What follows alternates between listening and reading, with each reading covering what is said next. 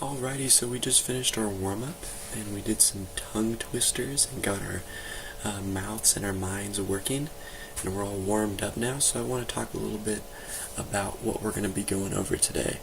We're totally primed with pronunciation from our warm-up, and so that's what we're going to be focusing on today. I know that we've been working on reading and writing a lot. We're doing a lot of listening and a lot of speaking, and we've done a little bit of grammar too. And today, I wanted to just take some time and make sure that we're also working on pronunciation, because when we're talking to other people, some sounds can be very hard, and we need to make sure that while we're learning to read and write, we're also learning how to pronunciate the things that we're saying.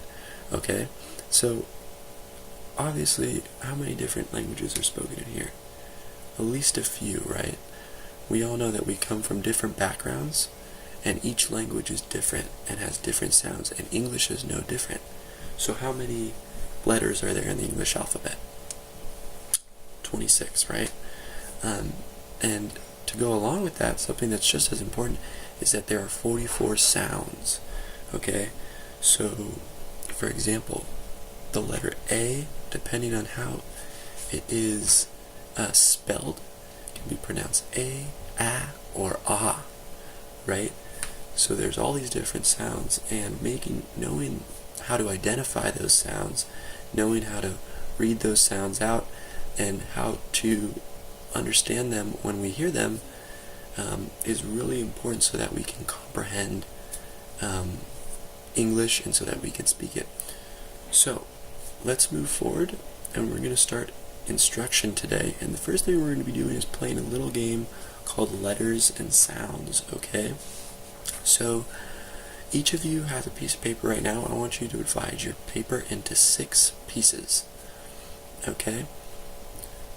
So each one of those pieces, and you can just draw 6 lines on your paper and have 6 different sections. Each one of those sections represents the number of sounds in a word. So I'm going to read off some words, and I want you to make a mark in whatever section you think how many sounds are in that word, and then we can talk about them a little bit, okay? Alright, so does everyone have their papers ready? Okay, so the first word that we are going to be doing today is thatch. Okay, does anybody have any idea how many sounds are in thatch? And I'm going to make it easier. Let's do batch. Like a batch of cookies. First of all, how many letters are in the word batch? Can someone spell batch for me? B-A-T-C-H. Correct. So there are 5 letters in the word batch. And how many sounds are in the word batch? Someone sound it out for me. Batch. 2? I'm looking for a different answer than 2. There might be maybe one more. Let's sound it out as a class. B-A-Ch. So I'm getting 3 sounds in there. The first sound that I'm getting is B in the B, and then the second is A, and the third is Ch.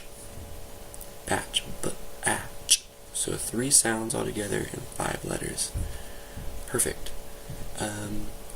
Let's move on and do another word. The second word that we're going to do is cricket. Do you guys know what a cricket is? Type bug, right? Sounds kind of like a violin at night. Alright, so first of all, how many letters does the word cricket have? Someone spell it for me. C-R-I-C-K-E-T. Right, 7 letters. And how many sounds? I'll give you a couple seconds and try to figure it out.